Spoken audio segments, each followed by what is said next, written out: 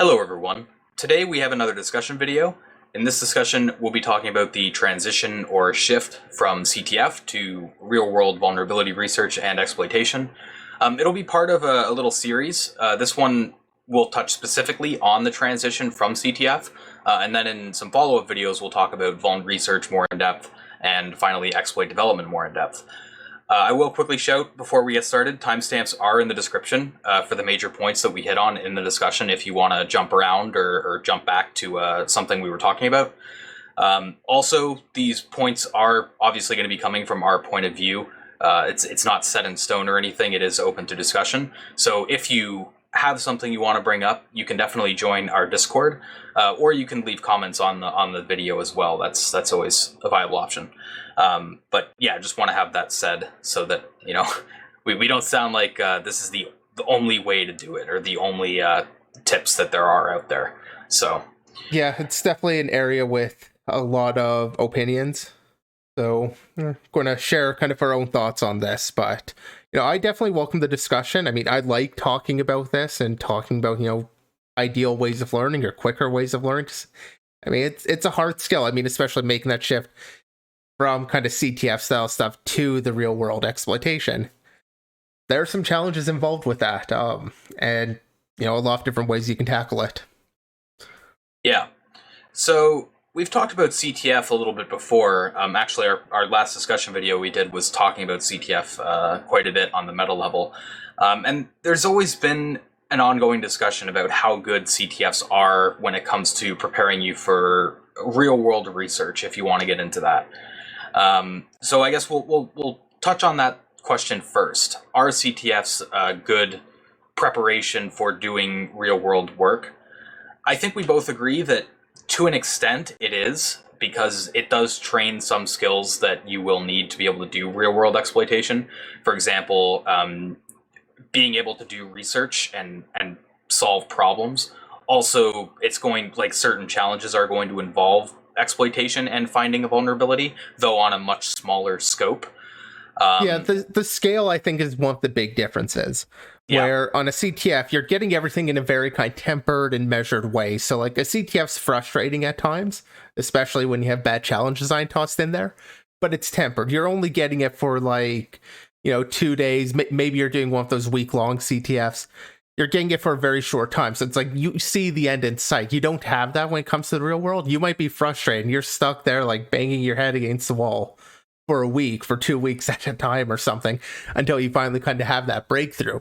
Or you never end up having that breakthrough and kind of move on.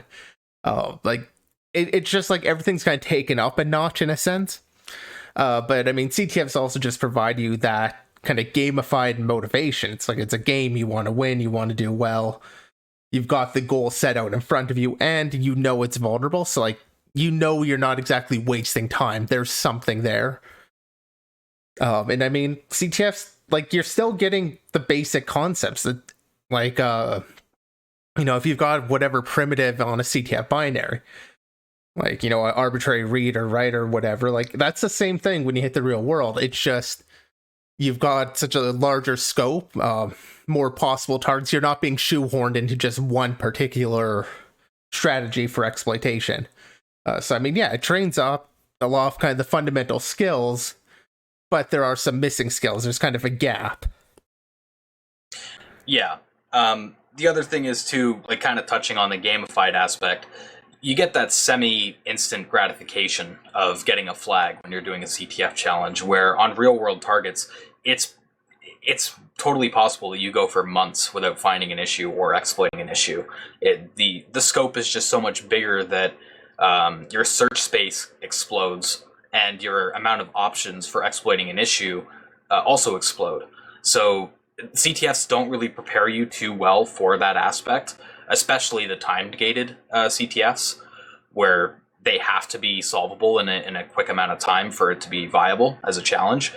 So I think it doesn't really prepare you for the amount of rabbit hole diving that you're probably going to end up going through in real world, because in real world, you could end up finding a vulnerability and look at it and try to exploit it for a long time before realizing that it's ultimately unexploitable, or it's just so annoyingly difficult to exploit, you might as well just find a different bug. That's not really a thing in CTF because your search space is so small and you know that the bug you find, or at least 99%, you're 99% sure the bug you find is going to be exploitable because it has to be in order to solve the challenge, if it's a well-designed challenge anyway. Yeah, so you touched earlier, actually, you mentioned the research skill. That is something I think CTFs actually are pretty good at, because a lot of them will have like some obscure little issue or feature that you have to figure out about something. It's like you have to go in, dive into the documentation, dive into whatever's available, find that information, figure out what's relevant. Like, that is a very important skill. I mean, it's vulnerability research or security research. Research is very important, and CTFs, sometimes it's really annoying the way they do it, but they do get you doing the research, and you do build up that skill. So, like, there's a place for CTFs. Yeah. The other thing I'll say, though, as kind of a counterpoint to that, is the research you do for CTF compared to real-world VR is quite different in the way that in CTF, challenges are going to be somewhat similar a lot of the time. So you can reference like previous write-ups or something for that CTF in like last year or something.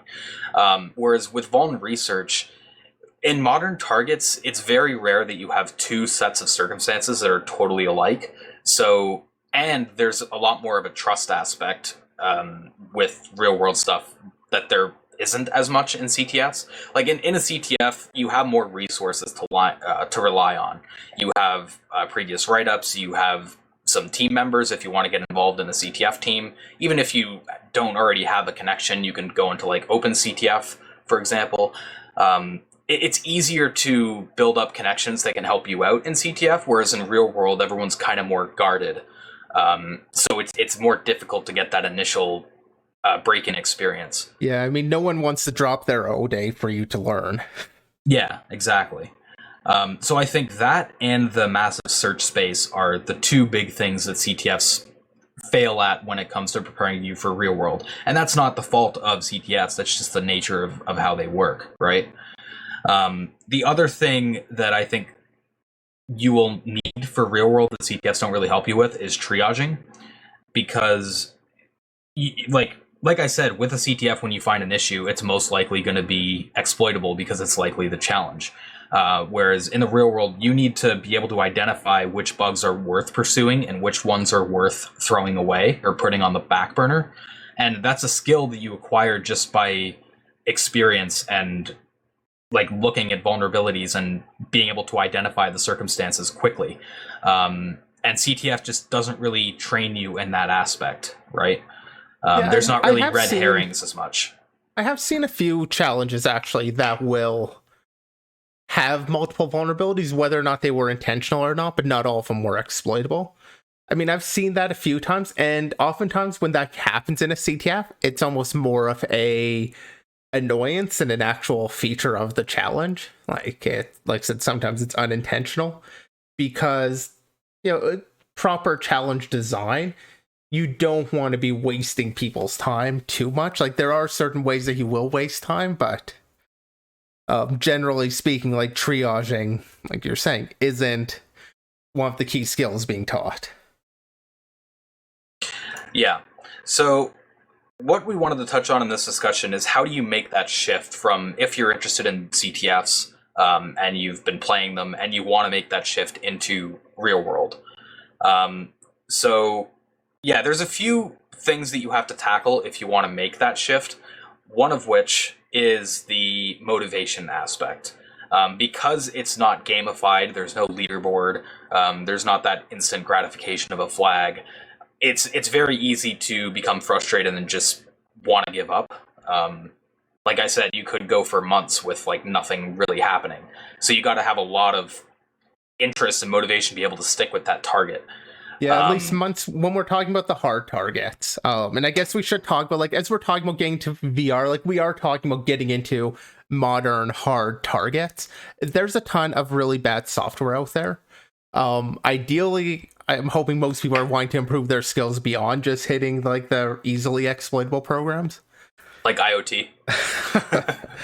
Yeah, like IoT, and I mean just random software that people write that aren't even thinking about security. They're just writing a tool to fill some need.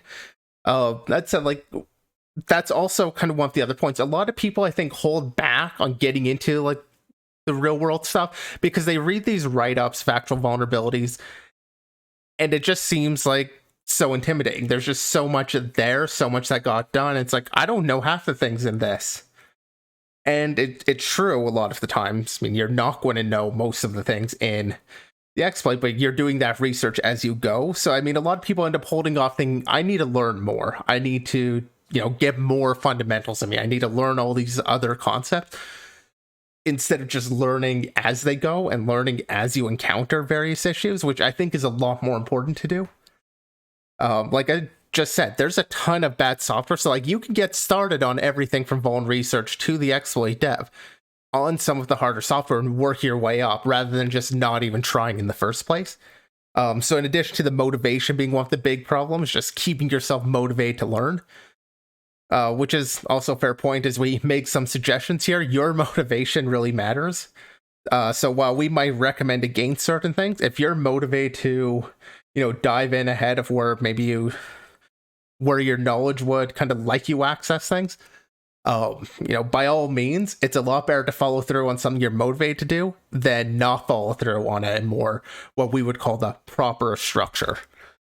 But yeah, I mean, those are really the two big reasons I see holding people back. It's either motivation or thinking they're not ready to move on. Yeah, it's funny because I've definitely seen some people in Discord or whatever that go up to prominent security researchers and they're like, I could never be as smart as you. I could never find as many issues. And like, people don't seem to realize it really is just a grind, both vuln research and exploit dev. The more you do it, the more you build experience on it, the better you're going to be at it. I guess that's kind of true with everything, but with like vuln research, it really is just building a better understanding of the code than maybe the person who wrote the code had. And that just takes a lot of time and effort expended. So yeah, the motivation is the biggest part there. You have to be able to stick with it, or you're probably not going to get very far unless you're just looking for very low-hanging fruit type issues if you just like run a fuzzer or something. So yeah, to do very in-depth vuln research it really is just a grind. So yeah, I mean, when you see the write-ups, when you see the final results, you don't see the hours that were spent getting to that point. The hours of frustration. I mean, I always like to mention, you've got to embrace the frustration. You don't see that in most write-ups. You don't see that in most like YouTube videos or whatever, but it's there. I mean, people are spending a lot longer than their 15-minute video on an exploit. And I think that's important because like you don't always know what you're going to do ahead of time. It's, the write-up makes it seem like, you saw this, therefore you did this thing, whereas they might have gone down like 10, 20 different rabbit holes trying to figure out what to do in the first place. So just kind of dealing with that and pushing yourself through it. It's easy to look like a genius in a curated write-up. Yeah. So, yeah, I mean, that's pretty much everything on making the shift. I think the next step, if you wanted to make the shift from CTF to real world, is the vulnerability research, rather than just jumping straight into the exploit dev. And the reason for that is, I think even if you want to do the exploit dev primarily, you should still have at least a basic understanding of what goes into vuln research and the circumstances that a vulnerability will have, because ultimately that will augment your exploit dev skills. Yeah, I mean, these go hand in hand. I mean, exploit development is ultimately teaching you how vulnerabilities go from just being a vulnerability into an exploit. I mean, that's the process of exploit dev. So the vulnerability research, and when we say that, we're talking about the process of discovering new vulnerabilities, actually finding issues, not just exploiting them. It helps when you have the understanding of like what are the exploitable issues. So that's why I do think like you start off by learning your basics of exploit development, and once you kind of get up to like ROP and like understanding the idea behind like primitives and gadgets, so like weird machine stuff. Once you kind of reach that point, then I think it's important to make the shift back over focus on finding issues and learning kind of your fundamentals of the vulnerability research. Because, like I just said, they go hand in hand, and you don't have vulnerabilities to exploit unless you find them in the first place. So, like, you need to have skill in both. They are separate skills, but related. So, as a prerequisite to learning vulnerability research and how to do it in the real world, we do have a getting started post that we'll quickly plug in there. It's basically like a resource dump, but also has like a summary on each resource and why it's important and what you can learn from it. In terms of getting you to, maybe knowing a little bit of C, getting from that point to being able to do vulnerability research and be able to find and maybe even exploit issues. Yeah, with that getting started, right? Like, I focused on including why I thought each resource was important. So it is a resource dump. It is a bunch of free resources I think you can follow through to learn the basics of exploit development. But I did try and include, exactly why I was including all of them. It's not just a dump of them. For sure. It's my reasoning behind what you need to learn and what is important to learn early on and why it's important. So, I mean, even if you go off with other resources, there's still probably, or hopefully, something of value in seeing why different points are included.